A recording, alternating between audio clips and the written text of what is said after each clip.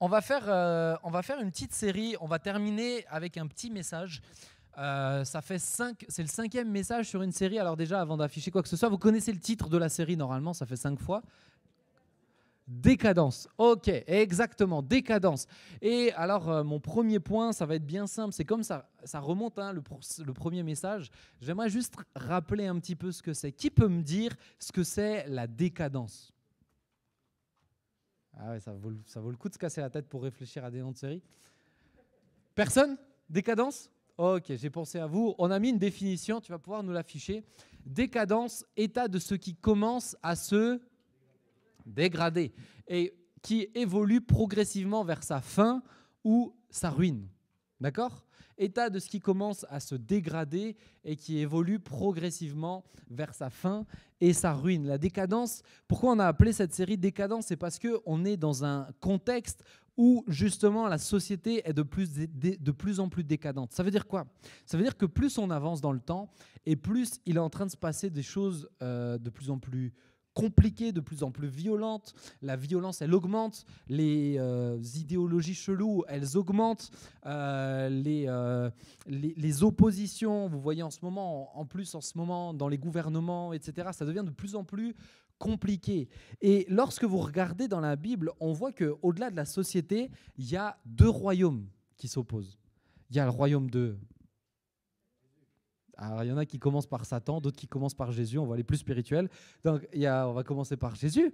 T'as pas fait une formation biblique, toi? Non, c'est pas grave, je t'embête. Mais il y a le royaume de Dieu qui est là et qui est là, qui veut amener aussi du bien, et je vais revenir dessus. Mais il y a le royaume, et ce qu'on appelle le royaume de Satan. C'est pas juste un endroit dans le monde, c'est un contexte. Là où il n'y a pas Jésus, il y a le diable. Si tu ne connais pas Dieu, si tu ne connais pas le monde spirituel, c'est un principe, c'est tout simple. Là où il n'y a pas Jésus, il y a le diable. Jésus, il a du territoire, je vais dire comme ça, certains territoires, et le reste, c'est le diable. Il n'y a pas d'endroit neutre, c'est ça que je veux que tu comprennes. Et dans la société, eh bien, il y a un enjeu entre ces 2 royaumes. Et la Bible dit que le royaume de Dieu habite en toi. Ça veut dire que si tu as Jésus dans ta vie, si tu marches avec Jésus, le royaume de Dieu, il est là où toi tu es aussi. Ça va pour vous? Okay? Et donc, c'est pour ça que je dis qu'il y a 2 royaumes qui s'opposent. Parce que autant tu vis dans la vie de tous les jours dans un endroit où il y a des pressions, il y a des enjeux, il y a de la violence, il y a des dérives, il y a de moins en moins de personnes qui se comprennent, on n'arrive plus à dialoguer, etc. Et en même temps, au fond de ton cœur, il y a le royaume de Dieu. Donc, il y a 2 royaumes qui s'opposent. Et c'est pour ça qu'on a appelé cette série Décadence. Notre but, c'est que tu comprennes au travers de la vie de Daniel, de ses amis, qu'il faut que si tu veux tenir, il faut que tu aies des racines qui soient profondes. Merci. Il faut que vous reconnectez avec moi, les amis. Je ne vais pas être très très long, mais c'est le dernier message. Et c'est un message qui pour moi est particulier sur mon cœur parce que vous allez voir, vous allez sortir normalement encouragé, si Dieu le veut. Ok? C'est bon pour vous? Ma première question, c'est est-ce que vous êtes une génération qui a des racines profondes?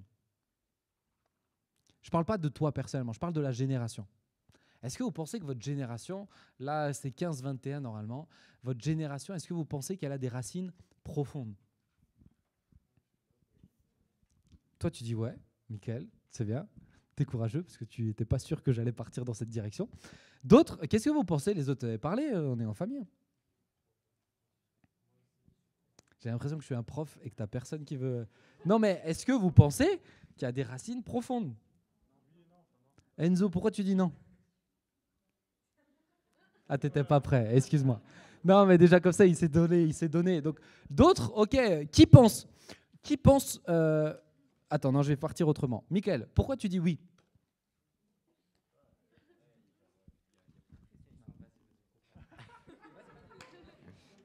Je sais pas, quand on parle de génération, c'est genre tous les 15-20 ans, genre pas seulement la génération chrétienne.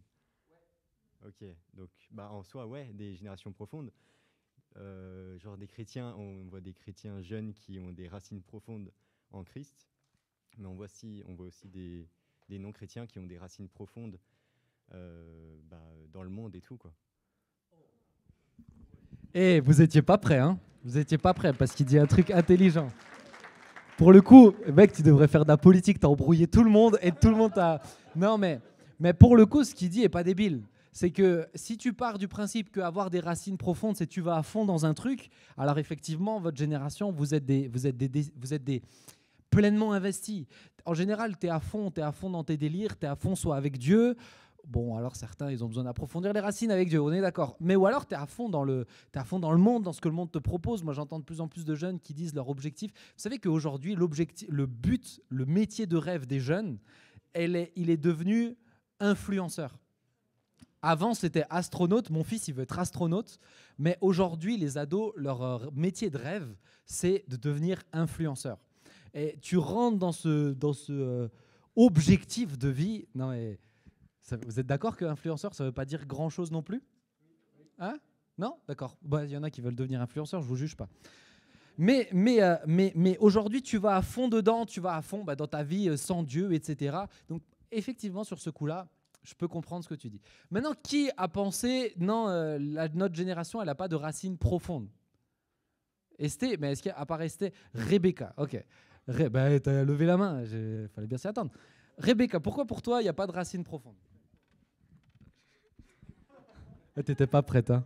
T'étais pas prête, je vais changer, hein? Non, et on peut encourager Rebecca, parce que je la connais. Elle était à 2 doigts d'accepter, mais Rebecca, je fais une petite exception. David, t'as levé la main. Toi, t'as pas le choix. Vas-y, tu parles tout le temps déjà quand on te pose pas la question, donc vas-y. Je pense que 15-21 ans, hein.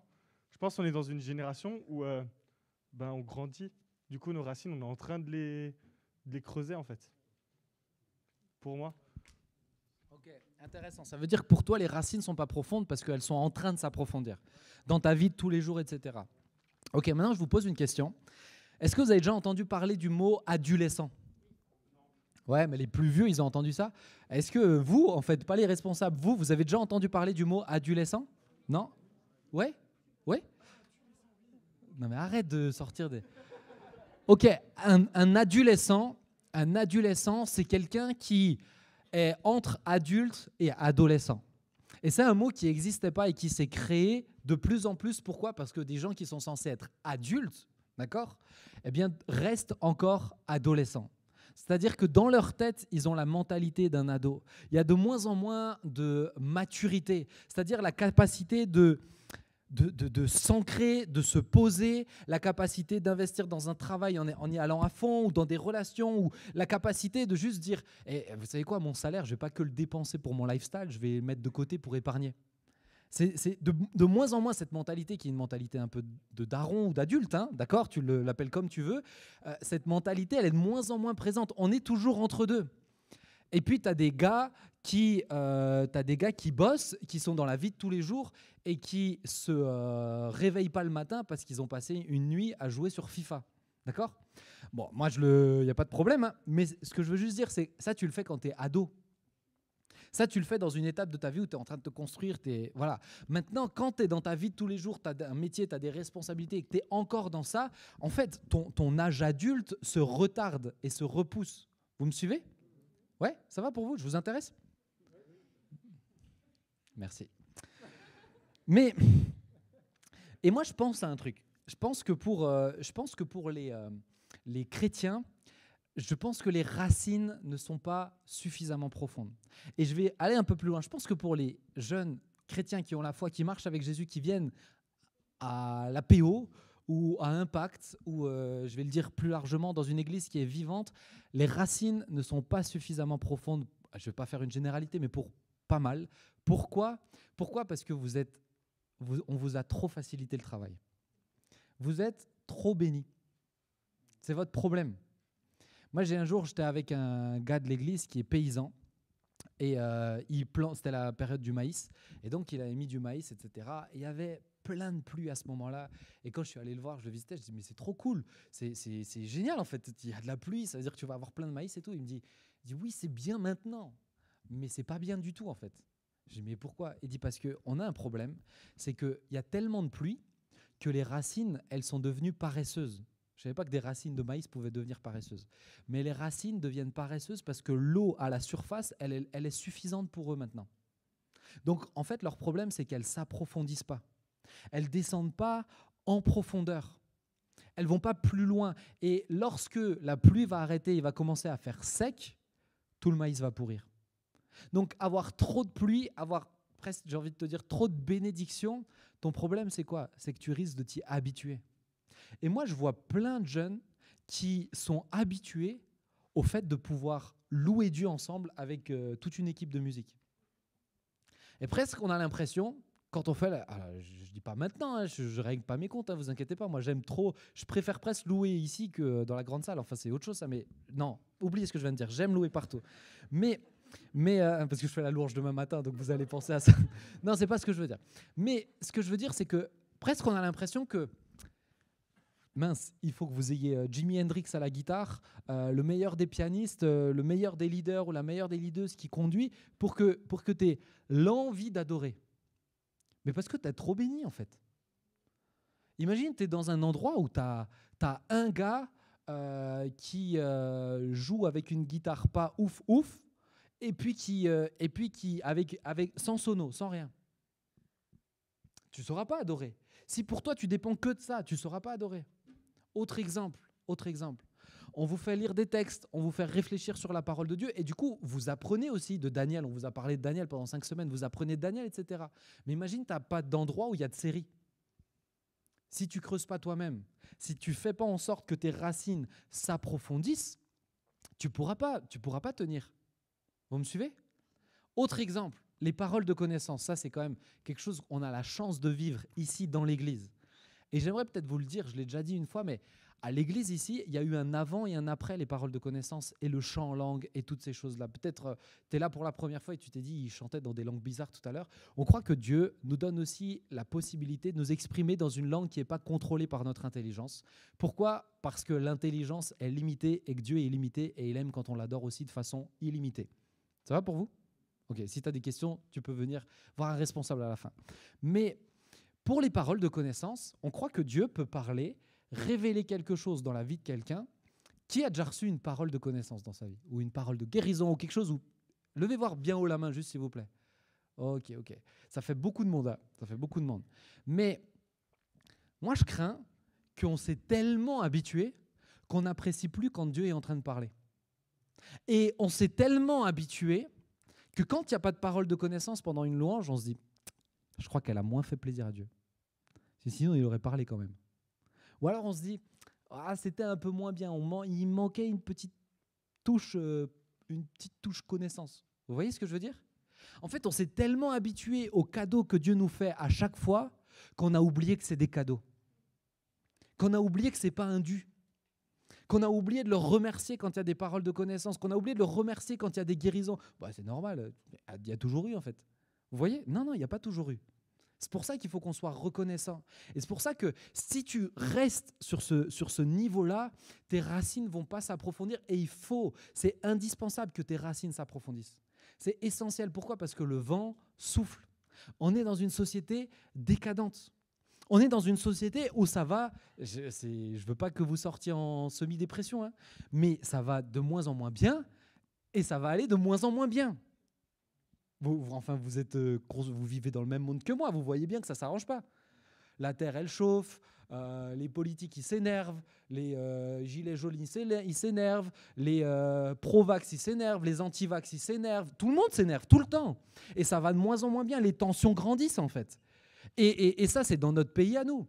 Mais je te parle pas de l'Algérie, je te parle pas de l'Inde où en ce moment c'est extrêmement chaud, on est en train d'assassiner des chrétiens. Le vent, il devient ça souffle de plus en plus fort en fait. Donc si tes racines sont pas profondes, tu vas avoir un problème. Je vais te donner juste une image. Est-ce que vous avez déjà entendu parler de l'arbre du Ténéré? Non, je pense pas. L'arbre du Ténéré, c'est cet arbre-là, ok? Cet arbre qui, alors aujourd'hui, je vous dis tout de suite la mauvaise nouvelle, c'est qu'aujourd'hui il n'existe plus. Parce que c'est une histoire vraie. C'est un arbre dans le désert du Ténéré au Niger.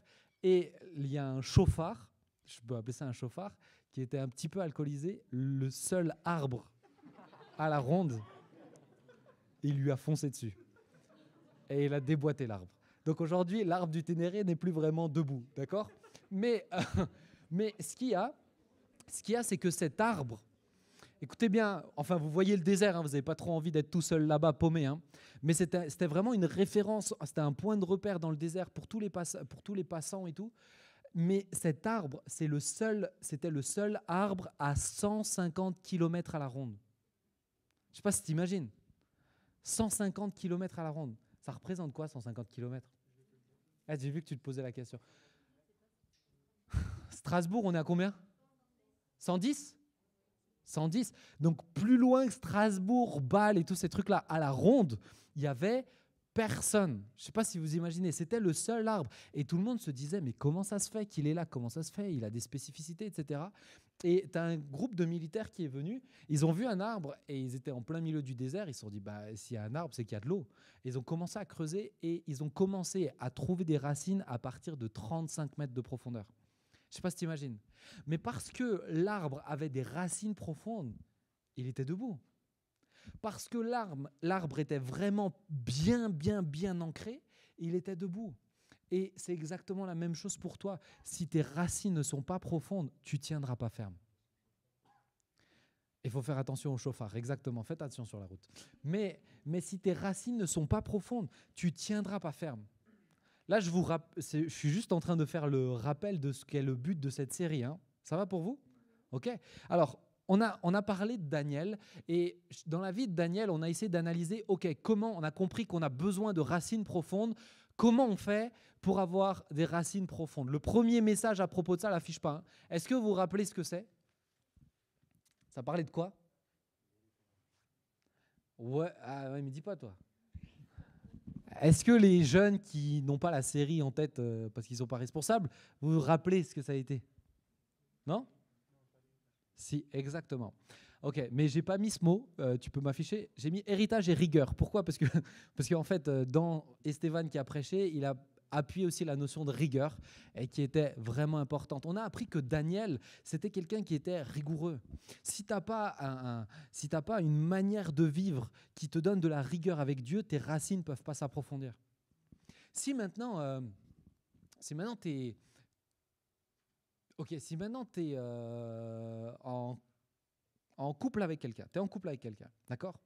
Tu l'aimes, elle t'aime, je t'ai regardé en fait, et j'allais dire il, et pardon, c'était pas le but. Donc tu l'aimes, il t'aime, vous vous aimez, mais il n'y a pas de rigueur dans la relation. C'est-à-dire, de temps en temps, ok, on se dit là on se voit, là on s'écrit, là on prie ensemble. Tu peux rien construire en fait. Vous me suivez?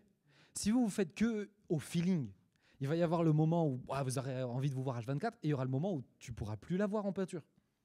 Mais parce que si tu n'as pas de rigueur, même dans ta relation avec Dieu, avec la personne, si tu ne te dis pas tous les soirs on va prier ensemble ou une fois par semaine on prie ensemble, tu ne construiras pas une relation avec elle et Dieu. En fait, si tu veux que tes racines s'approfondissent, tes relations s'approfondissent, il te faut un cadre, il te faut de la rigueur. C'est la même chose avec Dieu. Si tu veux que dans ta relation avec Dieu, ça s'approfondisse, il te faut de la rigueur. Tu veux réussir en médecine, il y a des gens qui font médecine là qui commencent première année? Personne. Je suis choqué. Personne. Bon, médecine, allez, je vais prendre ça parce que je n'ai pas d'autres exemples. Tu veux réussir en médecine, si tu n'as pas de rigueur, c'est mort déjà. Avant même que tu aies commencé, c'est déjà fini. Tu ne peux pas juste te baser sur ton intelligence, ça ne suffira pas. Ça suffira pas. Mon frère, c'est le gars le plus intelligent que je connaisse chez les... Non, il fait partie des gens intelligents, mais je ne veux quand même pas le mettre trop non plus, quoi. Mais il fait partie des gens extrêmement intelligents et il est médecin, mais lui, il était d'une rigueur, c'était phénoménal. Il bossait 10 heures dans sa chambre. Mais il bossait. Il n'était pas sur la Switch, sur la Play. Il bossait. C'était ouf. Devant son bureau comme ça, il écrivait, il notait, il avait plein de post-it. C'était presque, ça faisait un peu psychopathe. Mais il avait de la rigueur. Si tu veux pouvoir aller plus loin, il te faut de la rigueur. Ça va? Yes? Ok, j'avance. Deuxième chose, on a parlé... Tu peux m'afficher d'intégrité. C'était Mike qui a prêché à ce niveau-là. L'intégrité, pour avoir des racines profondes, Dieu te demande d'être intègre. Ça veut dire d'être vrai avec les autres, d'être vrai avec tes amis, d'être vrai avec lui. C'est de ne pas porter un masque. Tu ne peux pas approfondir une relation si tu fais semblant dans la relation. Vrai ou faux? Tu ne peux pas approfondir la relation avec Dieu si tu fais semblant avec Dieu. Si tu fais comme si tout va bien et que rien ne va. Vrai? Yes? Ok. Troisième chose, on a parlé des amitiés. Daniel, il n'était pas tout seul. Daniel, il avait Shadrach, Meshach et Abednego. Exactement. Shadrach, Meshach et Abednego. Et c'est ces amitiés-là qui leur ont permis aussi de se serrer les coudes dans un temps où ça devient chaud. Et quand tu es dans un temps où ça devient compliqué, si tu as des amis avec qui tu peux t'encourager, vous serrer les coudes ensemble, eh bien Dieu peut utiliser ça pour te permettre de tenir ferme dans la décadence. Ça marche? Ok? C'est bon? Toutes les prédications, vous pourrez les réécouter sur YouTube si vous avez des petits doutes. Et je pense que ça vaut le coup. Vraiment.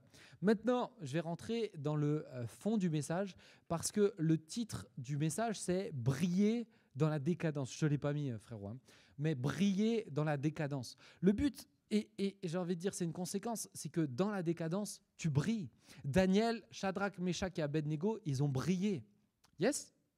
Regardez, mon deuxième point, tu peux me l'afficher, c'est ténèbres et lumière. Ce que j'aimerais te faire comprendre, c'est que si à un moment donné, plus ça devient, plus on rentre dans les ténèbres, plus il fait noir, plus les ténèbres s'épaississent, plus ton comportement va marquer la différence. C'est logique. Vous suivez la logique au moins?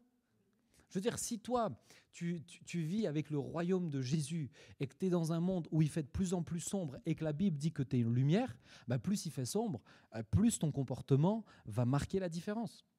Ok? Deux choses que je veux voir avec vous. Le premier, c'est, tu peux me l'afficher, c'est ton comportement dans la vie privée, quand personne ne te voit. Ne pense pas que quand personne ne te voit, personne ne te voit. Parce qu'on te voit quand même.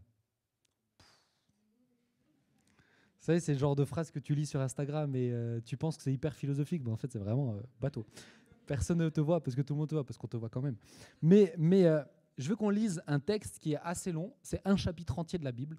C'est Daniel 6. Est-ce que vous avez des Bibles? Je sais qu'il y en a qui ont des Bibles et ils m'ont demandé de lire un peu moins vite. D'ailleurs, pour tous les prédicateurs, c'est bien qu'on y pense parce qu'ils essayent de ramener leur Bible et c'est génial. Donc, si vous avez votre Bible, vous pouvez prendre le temps de la... Vas-y, tu peux l'ouvrir. Hein. Daniel 6. Dans l'Ancien Testament.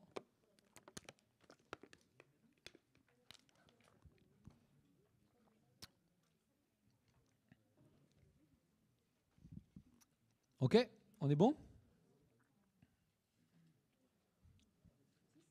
Daniel 6, ouais. C'est bon? Sarah? Ok, c'est parti. Darius trouva bon d'établir sur le royaume 120 satrapes qui devaient être dans tout le royaume. Il mit à leur tête 3 chefs, au nombre desquels était Daniel, afin que ces satrapes leur rendissent compte et que le roi ne souffrit aucun dommage. Daniel surpassait les chefs et les satrapes parce qu'il avait en lui un esprit supérieur. Dieu, ok ? Un esprit supérieur. Et le roi pensait à l'établir sur tout le royaume. Alors les chefs et les satrapes cherchèrent une occasion d'accuser Daniel. Donc vous avez compris qu'ils veulent l'accuser parce qu'ils sont jaloux. En ce qui concernait les affaires du royaume. Mais ils ne purent trouver en aucune occasion ni chose à reprendre parce qu'il était fidèle et qu'on n'apercevait chez lui ni faute ni rien de mauvais. Et ces hommes dirent, nous ne trouverons aucune occasion contre ce Daniel, à moins que nous en trouvions dans une des lois de son Dieu. Puis ses chefs et ses satrapes se rendirent tumultueusement auprès du roi et lui parlèrent ainsi. Roi Darius vit éternellement. Tous les chefs du royaume et les intendants, les satrapes, les conseillers, les gouverneurs sont d'avis qu'il soit publié un édit royal avec une défense sévère portant que quiconque dans l'espace de 30 jours adressera des prières à quelque dieu ou à quelque homme excepté à toi, ô roi, sera jeté dans la fosse au lion. Autrement dit, tous ceux qui prient un autre Dieu que le roi, eh bien, seront jetés dans la fosse au lion. Maintenant, ô roi, confirme la défense et écrit le décret afin qu'il soit irrévocable selon la loi des Mèdes et des Perses qui est immuable. La loi des Mèdes et des Perses, c'était une loi qui existait à ce moment-là. Ne me demandez pas la logique, mais quand le roi disait « c'est comme ça », à partir d'aujourd'hui, on tue tous les enfants. C'est peut-être un exemple glauque. À partir de maintenant, on ne mange plus que des fruits. Selon la loi des Mèdes et des Perses, lui-même ne peut pas revenir en arrière sur ce qu'il a dit. Okay ? C'est-à-dire que vraiment, tu fonces tête baissée. Maintenant, au roi confirme, voilà, verset 9, là-dessus, le roi Darius écrivit le décret et la défense. Lorsque Daniel sut que le décret était écrit, il se retira dans sa maison où les fenêtres de la chambre supérieure étaient ouvertes dans la direction de Jérusalem. Et 3 fois le jour, il se mettait à genoux, il priait et louait Dieu comme il le faisait auparavant. Alors ces hommes entrèrent tumultueusement, ils trouvèrent Daniel qui priait, invoquait son Dieu. Puis ils se présentèrent devant le roi et lui dirent au sujet de la défense royale, « N'as-tu pas écrit une défense portant que quiconque dans l'espace de 30 jours s'adresserait des prières à quelque dieu ou à quelque homme, excepté à toi, ô roi, serait jeté dans la fosse aux lions ?» Le roi répondit, « La chose est certaine, selon la loi des Mèdes et des Perses qui est immuable. » Ils prirent de nouveau la parole et dirent au roi, « Daniel, l'un des captifs de Juda, n'a tenu aucun compte de toi, ô roi, ni de la défense que tu as écrite, et il a fait sa prière 3 fois le jour. » Le roi fut très affligé quand il entendit cela. Il prit à cœur de délivrer Daniel, et jusqu'au coucher du soleil, il s'efforça de le sauver. Mais ces hommes insistèrent auprès du roi et lui dirent, « Sache au roi que la loi des Mèdes et des Perses exige que toute défense ou tout décret confirmé par le roi soit irrévocable. » Alors le roi donna l'ordre qu'on amena Daniel et qu'on le jeta dans la fosse aux lions. Le roi prit la parole et dit à Daniel, « Puisse ton Dieu que tu sers avec persévérance te délivrer. » On apporta une pierre et on la mit sur l'ouverture de la fosse. Le roi la scella de son anneau et de l'anneau de ses grands, afin que rien ne pût changer à l'égard de Daniel. Le roi se rendit ensuite dans son palais. Il passa la nuit à jeun. Il ne fit point venir de concubine auprès de lui et il ne put se livrer au sommeil. Le roi se leva au point du jour avec l'aurore et il alla précipitamment dans la fosse aux lions. En s'approchant de la fosse, il appela Daniel d'une voix triste. Le roi prit la parole et dit à Daniel, « Daniel, serviteur du Dieu vivant, ton Dieu que tu sers avec persévérance, a-t-il pu te délivrer des lions ?» Et Daniel dit au roi, « Roi, vis éternellement. Mon Dieu a envoyé son ange et a fermé la gueule des lions qui ne m'ont fait aucun mal, parce que j'ai été trouvé innocent devant lui et devant toi non plus. Ô roi, je n'ai rien fait de mauvais. » Alors, c'est la fin. Alors le roi fut très joyeux et il ordonna qu'on fît sortir Daniel de la fosse.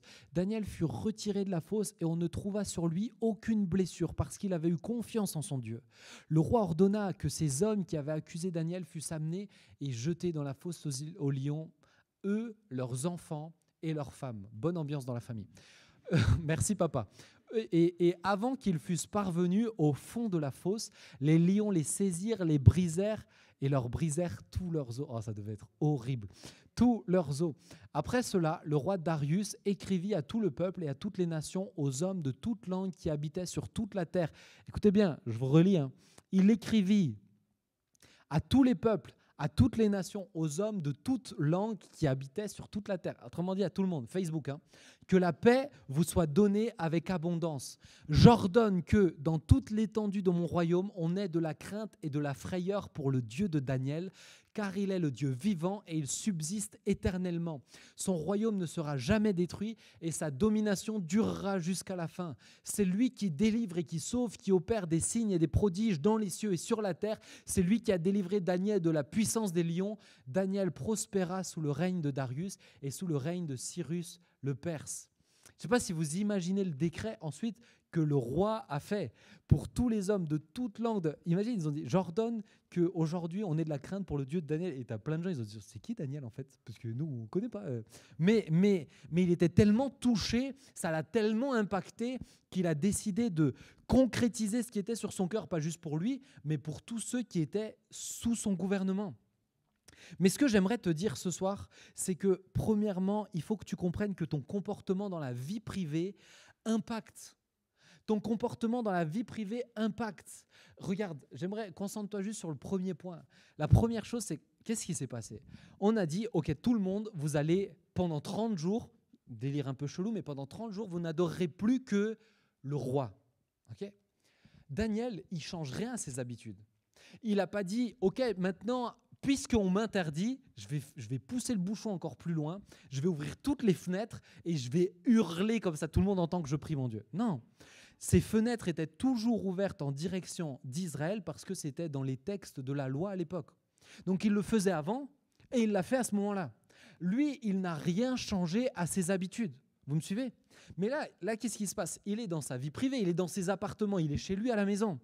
Il est chez lui à la maison et même en étant chez lui à la maison, il n'est pas venu en disant « Écoutez les gars, franchement, ce que le roi a fait, il n'est pas allé dire au satrape, ce que le roi a fait, je ne suis pas sûr du décret.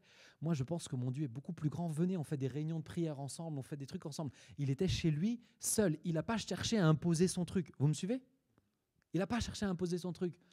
Mais pourtant, les ténèbres ont quand même essayé de l'écraser, malgré que ce soit dans sa vie privée. Malgré que ce soit dans sa vie privée, malgré que personne, ça touchait personne, ça impactait personne, c'était lui et Dieu. Mais malgré que ce soit dans la vie privée, les ténèbres ont essayé de l'écraser. Et c'est pour ça que je t'ai écrit ça. Ne pense pas que si pour toi, tu fais rien de mal en ayant la foi, tu seras tranquille. Ça, c'est quelque chose que je te dis pas pour aujourd'hui, que je te dis pour plus tard. Parce que vient de plus en plus le moment où, même si pour toi, tu fais rien de mal, tu déranges personne, c'est une confrontation de puissance. C'est deux royaumes qui s'opposent. Le problème, ce n'est pas tes actes. Le problème, ce n'est pas que tu pries. Le problème, ce n'est pas tes actes ce qui dérange, mais c'est Dieu. Ton problème, ce n'est pas ce que tu vas faire, que tu vas prier. Le problème, ça va être le Dieu que tu vas prier. Et en disant, ouais, mais tu vois, ce que tu dis là, c'est pas hyper cool. Et tu vois, la Bible, franchement, elle n'a pas toujours juste, etc. La vérité, c'est que ce n'est pas ce que la Bible dit qui dérange. C'est Dieu qui dérange. La vérité, ce n'est pas que tu crois en ça. La vérité, c'est que c'est une confrontation de puissance et le diable n'aime pas et le diable de plus en plus va s'opposer. Vous me suivez? Vous pouvez écrire cette phrase, elle est cool. Ce ne sont pas tes actes. Ce n'est pas tes actes. Ne pense pas que ça se base que sur tes actes. Parce que si tu penses que ça se base que sur tes actes, tu crois que la confrontation, elle a lieu d'homme à homme. Il y a des hommes qui n'aiment pas Dieu et il y a des hommes qui aiment Dieu. Ce n'est pas ça le problème. Il y a le diable qui n'aime pas Dieu et il y a des hommes qui sont soumis au diable. Vous me suivez? Ce n'est pas tout à fait la même chose. Ok? J'avance un peu plus parce qu'il y a le comportement dans la vie privée. Vous êtes encore avec moi? Ok, parce que là, je rentre vraiment dans le vif du sujet. Hein. Ça fait déjà 30 minutes que je parle. Mais je sens que vous êtes, pour certains, attentifs, pour d'autres... Non, mais je ne te pointerai pas du doigt, t'inquiète pas. Mais pour d'autres, voilà, on va s'accrocher. Il y a la vie privée, mais il y a la vie publique.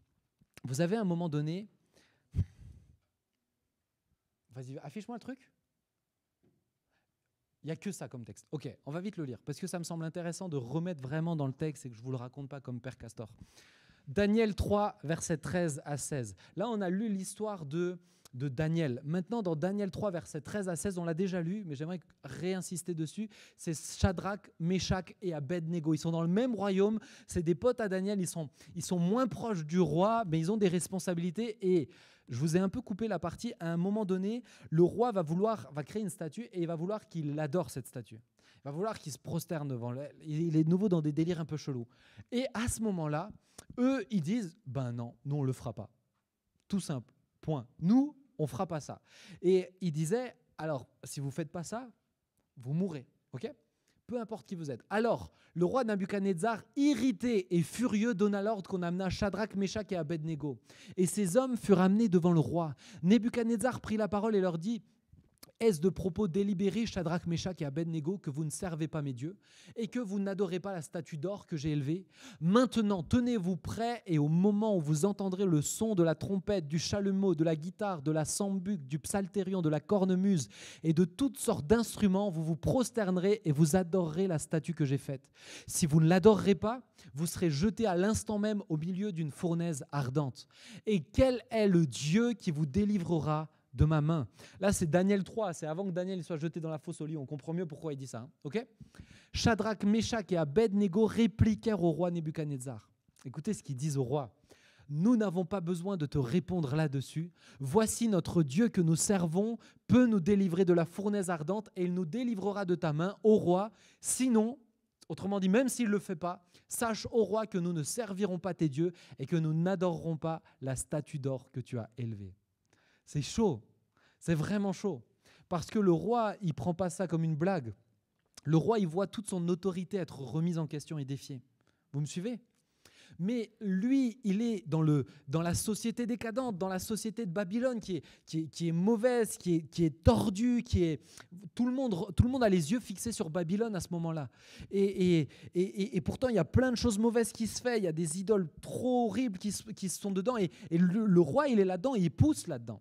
Et donc, il fait cette statue, il dit, mais tout le monde doit adorer cette statue. Que vous le vouliez ou non, vous allez le faire. Parce que c'est moi qui l'ai fait, parce que moi, je suis un roi Dieu.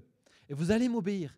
Et là, vous avez 3 petits gars qui sont pas de Babylone à la base, c'est des immigrés, c'est des importés, hein, d'accord?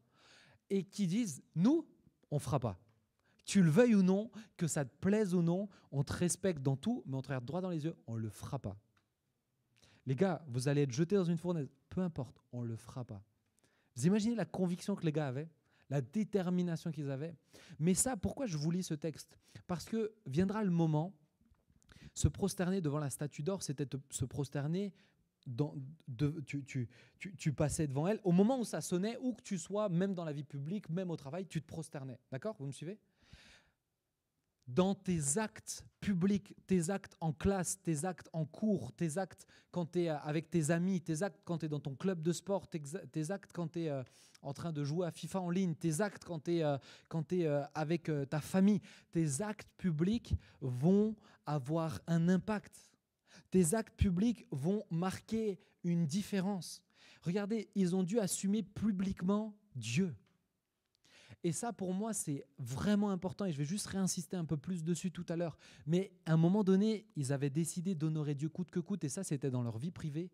Mais à un moment donné, si tu es convaincu dans ta vie privée, il va falloir que tu assumes dans la vie publique. Il va falloir que tu assumes devant tes amis que tu as la foi. Tu ne peux pas te cacher. Parce que tu le veuilles ou non, la lumière qui est en toi marque la différence. Et tu ne peux pas te cacher. Et il faut que tu assumes. Il faut que tu... Tu n'es pas là dans le but de dire il faut que, mais parce que tu marques des positions, et il viendra les moments où tu vas devoir marquer. Ben ça va faire bizarre. Ça va choquer. Et tu vois, moi je me suis noté, tes actes de tous les jours sont mis en valeur dans la société décadente, même les plus petits. Pourquoi je dis ça? Je vous ai déjà raconté cette histoire, je crois, mais moi j'ai toujours grandi en disant, mais moi je dis pas vraiment de gros mots. À moins que punaise, c'est vraiment... moi c'est la Rolls-Royce des... Bon, non, j'en ai d'autres, mais bon. Mais en fait, on m'a appris comme ça. Moi, je sais pas dire des... Je sais pas. Les rares fois où j'étais énervé plus, et que j'ai sorti un Tekken CON, je me disais, je vais aller en enfer, ça va être chaud. Hein. Donc, bref, je suis comme ça. Et j'étais... moi, je suis comme ça. Et j'avais une collègue, quand j'habitais en Suisse, qui était... Je pense pas qu'elle arrivait à faire une phrase sans 3, voire 4 insultes entre 2 virgules. Vous voyez ? Et à un moment donné, moi, j'étais pas en mode ça me dérange. Je suis habitué à ce que les gens sortent des insultes et que moi, je dise punaise, tu vois, crotte, ça m'arrive. Quelle violence. Donc, je suis dans. C'est normal pour moi et c'est normal de les entendre. Et un jour, elle vient me voir et elle me dit Ben, je peux te demander un service. Elle me dit ouais. Je dis ouais. Elle dit mais j'ai remarqué que tu dis jamais de gros mots. Je dis ouais. Ça me saoule en fait de sortir tout le temps des insultes parce que je maîtrise même plus, je les entends même plus. Vous connaissez des gens où ils entendent même plus les insultes qui sortent? Ouais, il y en a, c'est abusé, hein, franchement. Et je les entends même plus. Et c'est pour ça qu'elle me dit, non, mais je vise personne, moi. J'ai remarqué que toi, tu le fais pas. Est-ce que tu peux pas me corriger quand je le fais? C'est ouf. Elle me dit, est-ce que, comme je les entends plus, toi, je suis sûr que tu les entends. J'ai dit, oui, je les entends, t'inquiète pas. Mais comme je les entends plus, est-ce que tu peux pas me le redire, en fait? Tu peux pas me prévenir, tu peux pas m'aider. Moi, j'ai rien fait de spécial, mais parce que j'ai un changement de comportement, ça fait la différence. Un autre exemple, j'étais au lycée et j'avais une fille dans ma classe, je n'oublierai jamais son prénom, parce qu'elle m'a marqué. Elle s'appelait Sabrina. Il y a des Sabrina dans la salle? Non? Ça va, Dieu merci. Non, ok. Sabrina, elle avait 1 an de plus, elle avait redoublé et puis elle changeait de lycée et je crois que j'ai compris pourquoi elle changeait de lycée parce qu'en fait, elle avait une réputation, mais la réputation, je pense qu'aucune fille a vraiment envie d'avoir. Vraiment sale réputation. Pas parce qu'elle est méchante, mais elle était aguicheuse, c'était abusé. Aguicheuse, aguicheur, tout le monde connaît le mot? Ah, je me suis dit... Quand je l'ai dit, j'ai vu une bulle d'air en fait passer à côté d'eux, tu vois. Aguicheuse, comment le dire sans être trop... Allumeuse, ouais tiens, c'est une bonne allumeuse. Allumeuse, c'est à peu près le même délire, c'est bien. Eh Simon, dis donc, t'as du vocabulaire. Hein. Donc, effectivement, elle était allumeuse, mais elle était pas allumeuse dans le sens... elle venait... Ah si, elle était hyper... Si, vraiment, elle était allumeuse dans tous les sens. Vraiment, excusez-moi, mais non, mais je repense à certaines scènes. Mais donc, elle était allumeuse, mais elle était allumeuse dans ses tenues. Dans ses tenues, vous voyez?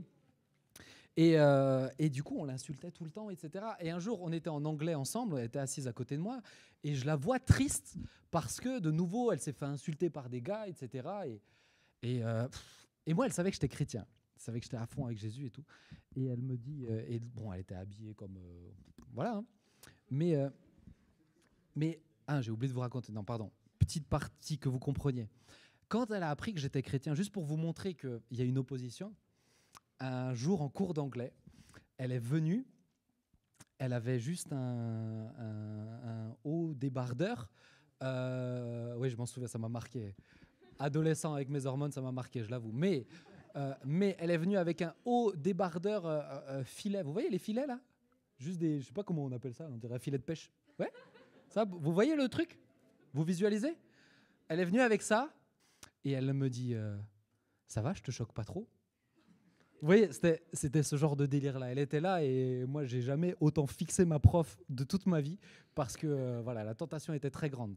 Mais en fait, quand elle a vu comment j'ai réagi dans ce moment-là, parce que cette scène-là, elle était vraiment importante, je crois, et qu'ensuite, elle a vu comment j'ai réagi, je suis resté droit dans tous les sens du terme, j'ai vraiment regardé tout droit. Et elle a vu que je n'ai pas joué avec elle, que j'étais pas... elle me dit... ce jour où elle revient et elle était attristée, etc. Et elle me dit, mais tu trouves vraiment que je suis... Je dis, regarde ton comportement. Regarde le nombre de gars que tu as enchaîné. Regarde comment tu es avec eux. Regarde comment tu viens habillé. Je ne suis pas venu en mode daron, je suis juste venu... Elle m'a posé une question. J'ai dit, est-ce que ça te surprend en fait que tu as cette réputation? Et elle me dit, non, mais tu as raison. Et elle me dit, écoute, je peux te demander quelque chose?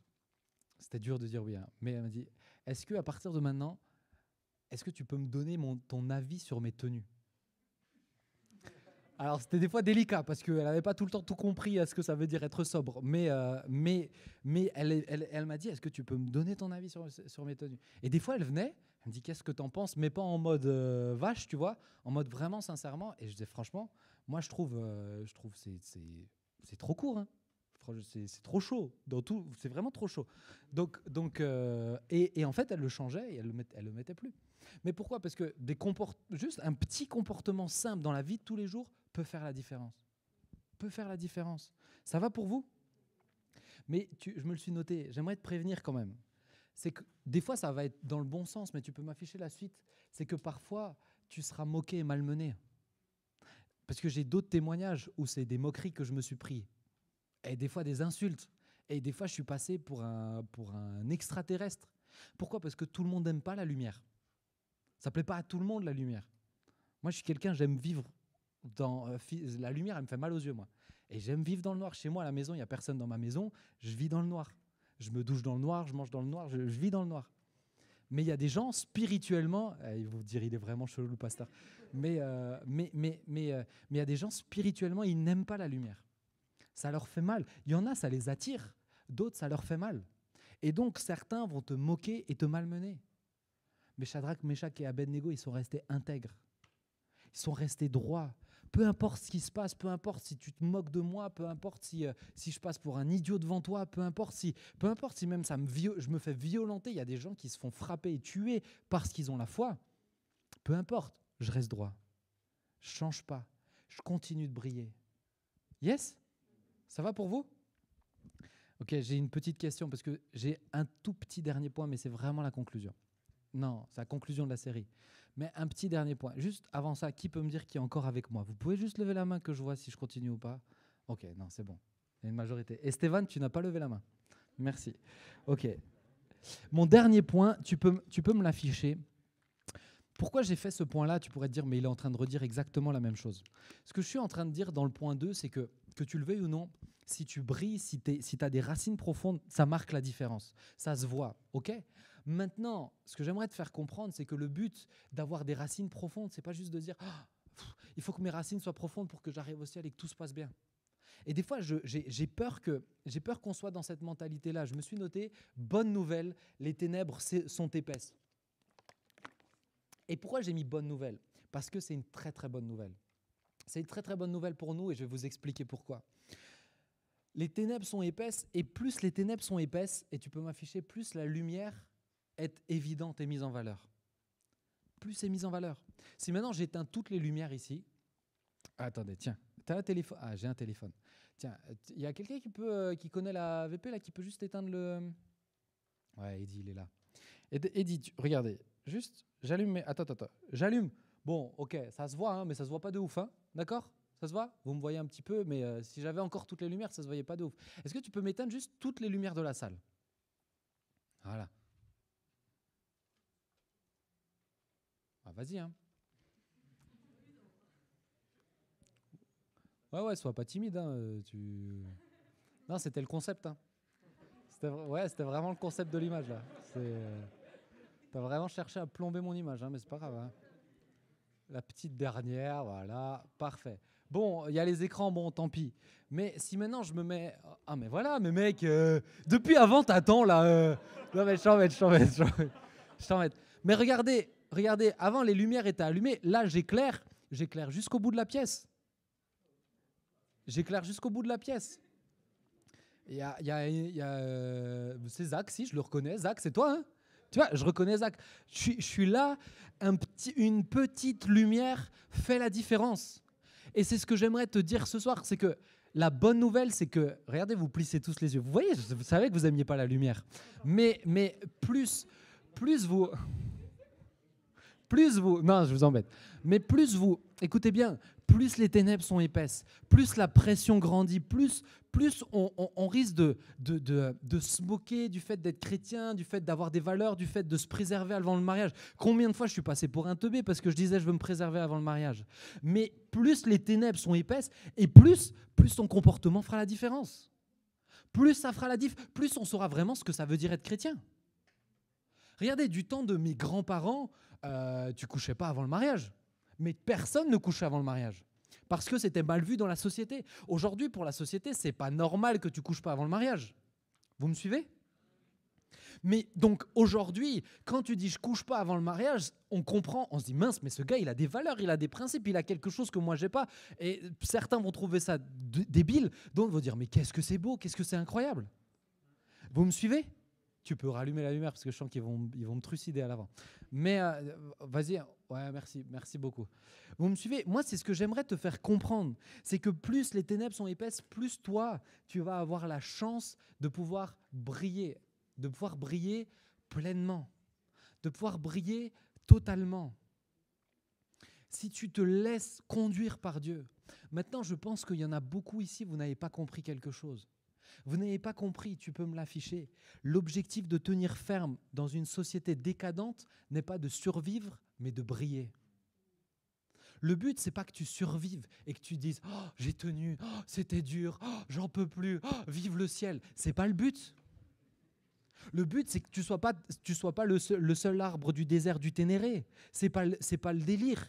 Le but, c'est que tes racines soient profondes pour que tu puisses briller.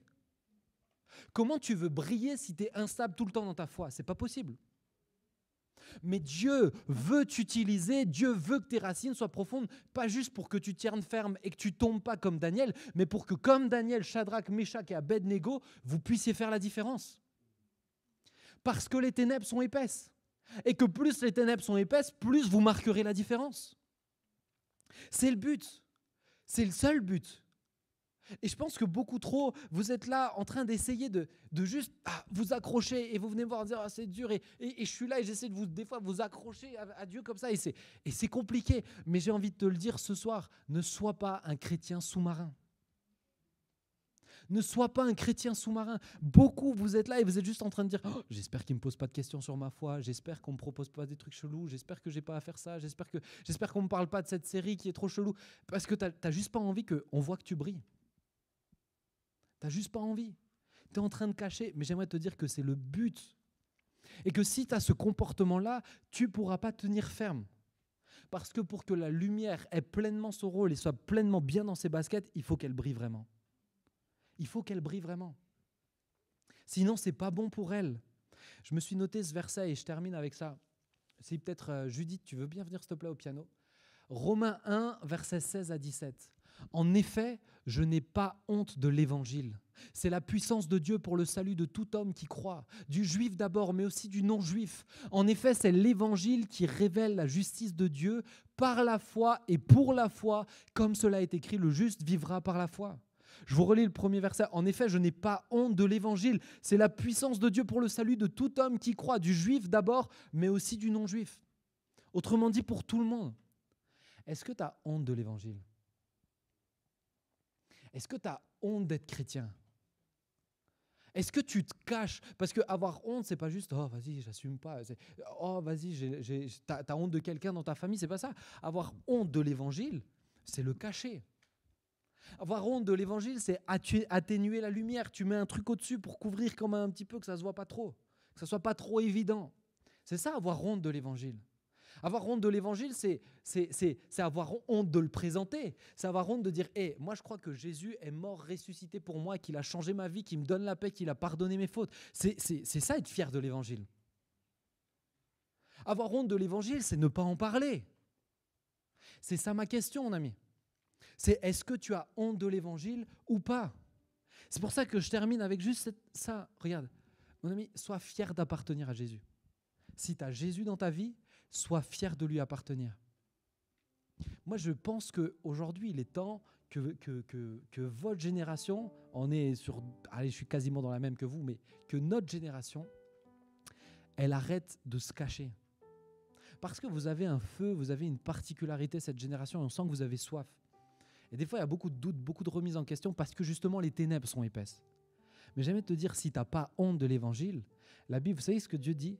Si tu n'as pas honte de lui, Dieu n'aura pas honte de toi non plus. Mais si tu as honte de lui, Dieu aura honte de toi. La question, c'est qu'est-ce que tu veux? Est-ce que tu veux être un chrétien et personne n'est au courant? Et tu te dis, je passe entre les mailles du filet, je ne suis pas le meilleur des chrétiens, mais au moins je ne suis pas le mec le plus chelou de la société. Ou est-ce que vraiment tu veux servir à ce pourquoi Dieu t'a créé, à briller? Sois fier c'est le plus grand des privilèges. Si ici maintenant vous seriez vous étiez les enfants de Leonardo DiCaprio ou voilà ton artiste préféré, tu serais fier de ouf. Tu aurais un t-shirt de ton père, tu demanderais à tout le monde de t'appeler par ton nom de famille. Quand tu fais l'appel, tu te lèves, tu dis oui, je suis le. Tu serais fier de ça. Tes fils, regardez les fils à papa de hyper riches, de milliardaires, mais ils sont fiers de dire qu'ils ont des sous. Hein. Ils sont pas en train de se cacher. Hein. Mais tu serais fier. Toi, tu appartiens au roi des rois. Tu appartiens à celui qui a créé tous les autres. Et la Bible dit qu'il t'appelle enfant. Tu es son enfant, tu lui appartiens. Tu as une relation avec lui. Tu as la paix dans ton cœur. Pourquoi tu aurais honte? Pourquoi tu aurais honte? Je me suis noté, sois fier de tes valeurs. Parce que j'ai l'impression que vous êtes de moins en moins fiers de vos valeurs. Vous êtes de moins en moins fiers de dire, non mais moi je ne couche pas avant le mariage. Pas tu le dis parce qu'on te pose la question, tu le dis parce que dans une conversation c'est venu, non mais moi j'ai ces principes-là, et ces principes c'est Dieu qui me les dit, et j'en suis fier en fait. Je suis fier des valeurs que Dieu m'a données. On a parlé de l'héritage dans la prédication de Esté, et c'est ça. Je suis fier de ces choses-là. Je suis fier du fait que Dieu me dise « mais il ne faut pas que j'abuse sur l'alcool, il faut que je fasse attention. » Je suis fier de ces principes-là. Parce que vous regarderez à la fin, vous verrez la différence. Moi, j'en suis fier. Je suis fier de dire... moi, je suis fier de dire que la seule fille que j'ai embrassée, c'est ma femme. Je ne suis pas en train de me dire « mais qu'est-ce que j'ai raté ?» ou « qu'est-ce qu'elles ont... » Pardon. Qu'est-ce qu'elles ont raté, je voulais dire, mais ce n'était pas la bonne blague maintenant. Mais j'en suis fier, en fait. Je suis fier de dire, je crois, aujourd'hui, pour le politiquement correct, pour le bien-pensant, tout doit être appelé bien. Vous avez remarqué? Tout doit être appelé bien. Et si tu dis que c'est pas bien, ou que Dieu dit que c'est pas bien, ça s'appelle de l'intolérance. D'accord? Je ne dis pas que l'intolérance n'existe pas. Je ne dis pas que les choses... Il y a des gens qui traitent de haut, etc. Ce n'est pas du tout ce que je dis. Mais la Bible nous dit que le bien sera appelé mal et le mal sera appelé bien. Dans la fin. C'est ce que la Bible dit. Aujourd'hui, tu dois tout appeler bien. et dire voilà, faut s'ouvrir au monde, etc. Tu dois tout appeler bien. Je vous ai parlé de certains trucs, je vous ai parlé même de certaines pensées influencées même par certaines idéologies, notamment l'idéologie féministe, etc., où il y a des choses qui ne viennent pas de Dieu. Vraiment, j'aimerais que vous le compreniez. Hein. Mais tu dois tout appeler bien. Et si je dis un truc comme ça, on dirait mais t'es macho. Vous voyez ce que je veux dire? Tu dois tout appeler bien. Et la Bible nous dit que le bien sera appelé mal et le mal sera appelé bien. Et quand il y a des choses qui sont mauvaises, où tu es presque obligé de dire c'est bien, ensuite on te dit toi t'es mal. Vous suivez la réflexion? Le mal sera appelé bien et le bien sera appelé mal. Quand tu mets en valeur le bien qui vient de Dieu, on va dire c'est mal, c'est de l'intolérance, c'est mauvais. Vous me suivez? Alors, on est dedans ou on n'est pas dedans? Sois fier de tes valeurs, mon ami. Sois fier de ce que Dieu t'a dit. Sois fier de ce que Dieu a déposé dans ton cœur. Sois fier, tu peux m'afficher la suite. Sois fier de prier. Vous avez déjà remarqué les repas quand vous êtes avec des non-chrétiens? Toujours ce petit moment un peu chelou de tension. Dire que va-t-il se passer? Moi, il y a des gens qui ne sont pas chrétiens, qui sont avec moi, qui sont chez moi à la maison. Et même ça m'est arrivé d'être chez eux à la maison, ou ça m'est arrivé d'être dans des restaurants ou des choses comme ça. Je suis avec eux, je dis écoutez, moi j'ai l'habitude de prier, vous êtes d'accord que je prie? Ma belle famille, côté de ma mère, côté de ma femme, mauvais délire. C'était un lapsus qui n'est pas arrivé, pardon. Mais ma belle famille, elle n'est pas du tout chrétienne, pas du tout.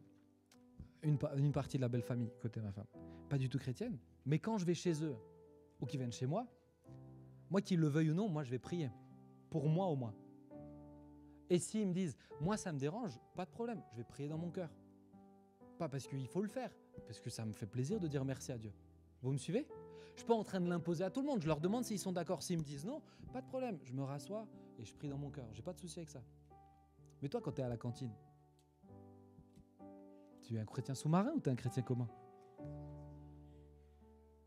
C'est des petites questions comme ça, toutes bêtes, toutes simples. Quand tu pars en séjour avec ta classe, des trucs comme ça, t'es un chrétien sous-marin ou t'es comment?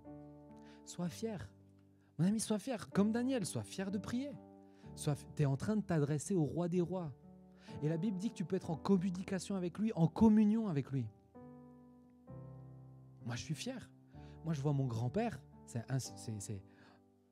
J'avoue que pour le coup, des fois, je l'avoue, hein, mais des fois, je suis un peu gêné. Parce qu'il est tellement, c'est tellement normal pour lui. Dieu fait tellement partie qu'on est dans un resto, on peut commencer à prier, il peut commencer à prendre contempler mon Dieu sur son trône. Mais parce qu'il est fier. C'est normal pour lui de louer le Seigneur. Vous voyez ce que je veux dire? Il n'est pas en train de se dire ouais, je vais convertir tout le monde en prenant ce vieux cantique de 1830. C'est pas ça. Mais juste pour lui, c'est normal. Il est fier. Yes? Ça va pour vous? Dernier. Sois fier de faire partie d'une église. Pourquoi je te note ça? Parce qu'aujourd'hui, pour beaucoup de gens, l'église n'a pas trop la cote. Encore, tu dis tu as la foi, tu as une spiritualité, c'est à la mode, etc. J'appartiens à une famille. Moi, j'étais fier au lycée, ça ne me dérangeait pas de dire hey, tu fais quoi ce soir? Tu viens avec nous? Non, moi, je vais au groupe de jeunes. Moi, j'invitais mes potes au groupe de jeunes. Et je suis content parce que certains, je sais que vous invitez, ça veut dire que vous êtes à l'aise ici et vous savez qu'on ne les mangera pas.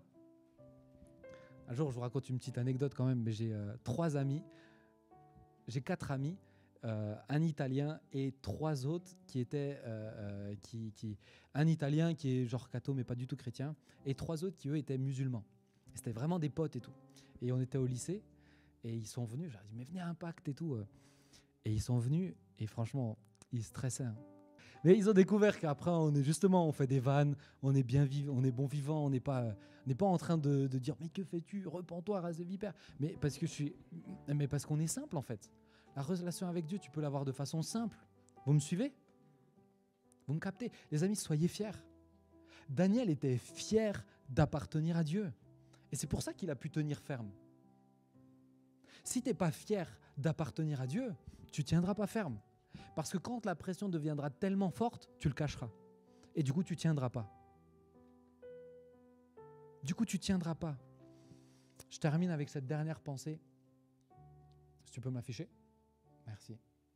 Parce que les ténèbres sont présentes, le monde a besoin de repères.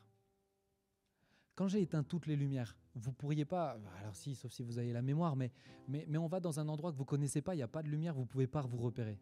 Vous ne pouvez pas marcher, vous ne savez pas où aller, et vous êtes en train de naviguer à vue, vous êtes en train de tâtonner comme ça. Mais dès que je mets une lumière, on connaît tous le chemin. Parce que les gens sont en train de tâtonner, parce que dans leur vie, il fait très, très, très, très noir, ils ont besoin de personnes qui sont de vraies lumières et qui sont pour eux comme des repères. Comme des repères entre le bien et le mal. Comme des repères entre avoir des valeurs et des principes et laisser tout partir en steak. Il y en a plein qui sont comme ça. Moi, combien d'amis m'ont dit « Mais toi, t'as de la chance, t'as des parents qui ne sont pas divorcés. » Mais ouais, mais parce qu'aujourd'hui, tout le monde divorce. Ils ont besoin de repères. Et je sais que certains, dans votre vie, vous n'avez plus les parents qui sont ensemble et je sais que c'est difficile pour vous. Et je sais que vous avez besoin de personnes qui sont un peu des repères, des moments qui vous aident à vous calibrer pour savoir comment marcher. Et moi, ma collègue, elle avait besoin de savoir ce que ça veut dire avoir des gros mots et pas avoir des gros mots. Et Sabrina, elle avait besoin de savoir ce que ça veut dire être allumeuse ou pas. Elle avait besoin de repères en fait. Vous me suivez ? Les amis, soyez fiers. C'est le plus grand des privilèges qu'on puisse avoir. Ce soir, j'ai prêché plus longtemps, je le sais, totalement. Mais je pense que c'est tellement important ce que je vous dis là. Et je ne le dirai pas la semaine prochaine, on ne parle plus de ça. Mais je n'ai pas envie que tu passes à autre chose. Parce que si tu passes à autre chose, tu deviens un consommateur de plein de prédications. À un moment donné, qu'est-ce que ça change aujourd'hui ? Mon père m'a dit que, je ne l'aurais jamais fait, hein, il est fou, hein, mais sur son cartable, sur son sac au collège, il avait un autocollant qui disait « Jésus revient bientôt », en gros. Mais il était fier. Et je ne sais pas si tu imagines, au collège, tu viens avec un truc « Jésus revient bientôt », en gros. Et il était fier. Est-ce que tu es fier de montrer à qui tu appartiens ? Mon ami, quand tu as de la marque sur toi, tu es fier de le montrer. Et Jésus dit qu'il a déposé le sceau sur toi, la marque de Dieu sur toi. Et tu n'es pas fier de le montrer. C'est vraiment, je pense, une pensée pour plusieurs ce soir. J'aimerais juste qu'on puisse fermer nos yeux quelques instants. Et s'il y en a qui doivent partir, il n'y a pas de problème. Hein. S'il y en a qui doivent y aller, juste merci de partir tranquillement.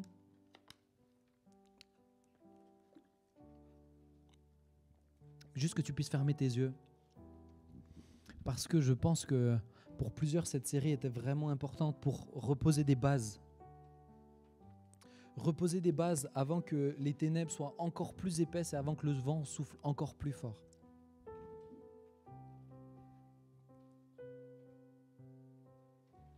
Alors ce soir, j'aimerais vraiment te questionner.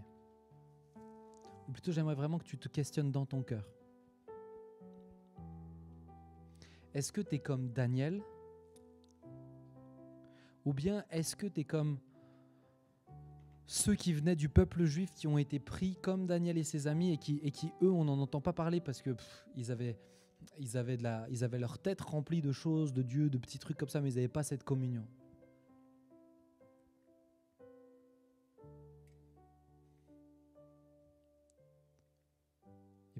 Et puis j'aimerais que tu te questionnes, mais est-ce que vraiment on voit que je brille ? Pas on le voit parce que je pousse les trucs, on le voit parce que c'est naturel.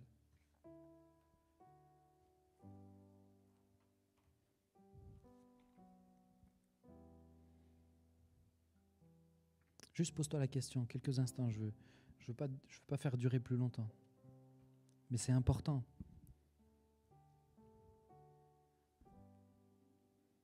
Vous savez, mon souci, c'est qu'ici, et notre souci avec les responsables, c'est qu'ici, on est de plus en plus les racines profondes.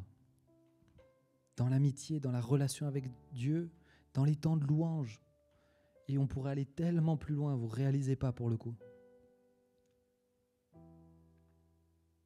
Mais dans votre vie de tous les jours. Parce que la vie chrétienne, elle n'est pas ici.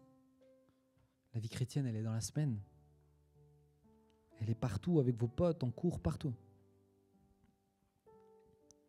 Ce soir, est-ce que tes racines sont profondes ?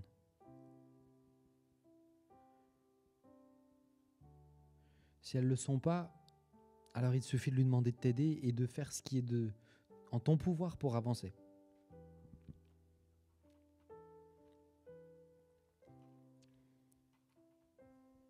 Mais tu as bien compris ce soir que le but de tenir ferme et d'avoir des racines profondes, c'est pour briller, c'est pas pour survivre.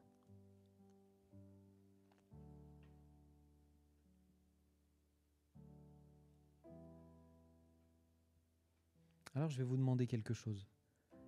Je vais demander à ceux qui disent, mais moi je sens que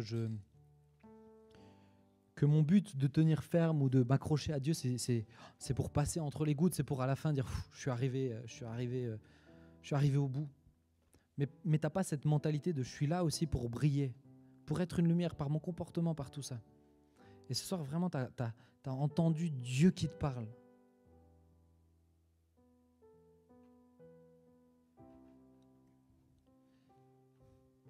Quand je t'ai dit, sois fier de Jésus, sois fier de tes valeurs, tu te dis, mais je suis tellement pas là-dedans. Par moments, tu avais presque cette honte qui est là. Ce soir, si c'est ton cas, j'aimerais j'aimerais prier avec toi, j'aimerais qu'on puisse prier, juste prier. J'aimerais que tu fasses un geste. Que tu fasses un geste de dire à Dieu, Seigneur, maintenant, peu importe ce que les gens vont penser dans cette salle, on n'est pas là pour se regarder, bien sûr, on garde nos yeux fermés, mais peu importe si mon pote me voit, peu importe, je m'en fiche, j'en ai marre, je veux sortir de ce truc de qu'est-ce qu'ils vont en penser et tout, parce que je veux avancer avec toi. Alors si c'est ton cas et tu dis, mais Seigneur, je veux faire un premier pas pour dire maintenant, je veux être une lumière qui brille et qui éclaire. Je veux pouvoir être un point de repère. Pas en forçant les choses, mais en me laissant utiliser par toi, Jésus. En étant simple, en me laissant utiliser par toi. Si ce soir tu dis, je sens qu'il y a vraiment un point particulier de cette prédication-là où j'y suis pas, je suis pas là-dedans, je suis un peu sous-marin et que tu veux pas que ça reste. Alors juste je te dis, alors lève-toi à ta place, comme un signe devant Dieu.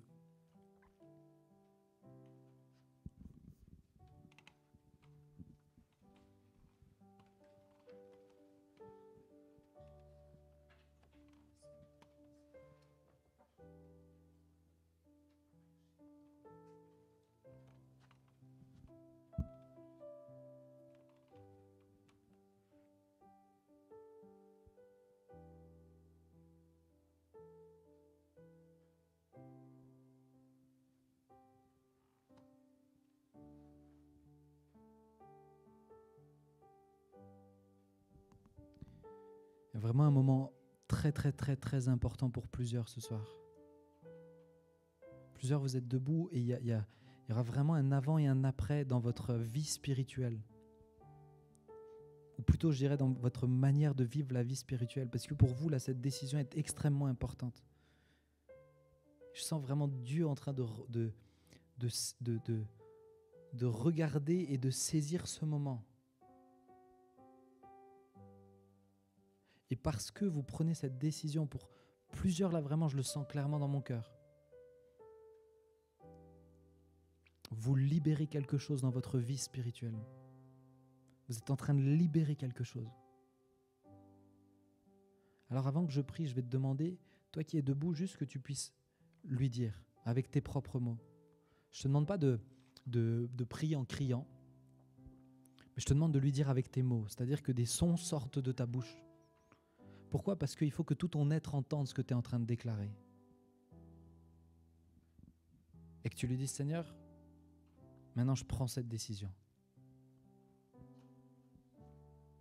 Je te laisse le lui dire et ensuite je vais prier avec toi.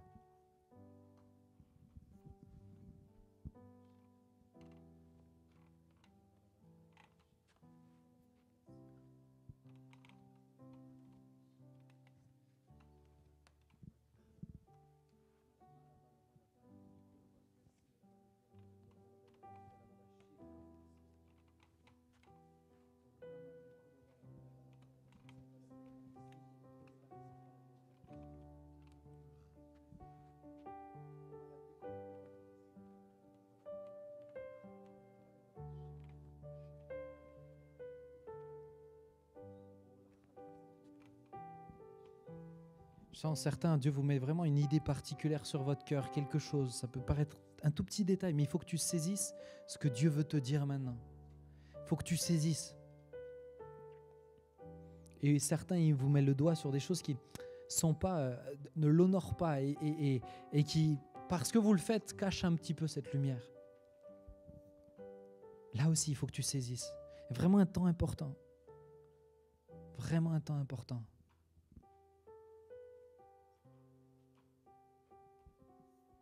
Jésus, je veux te prier de tout mon cœur maintenant. Cher Papa, cher Dieu, je te prie de tout mon cœur, s'il te plaît. Tu vois chaque personne qui s'est levée. Seigneur, ça me touche et je veux tellement, Seigneur, que ce soit pas juste une question émotionnelle, mais que ce soit vraiment, Seigneur, et je le sens clairement, certains, c'est pas de la blague.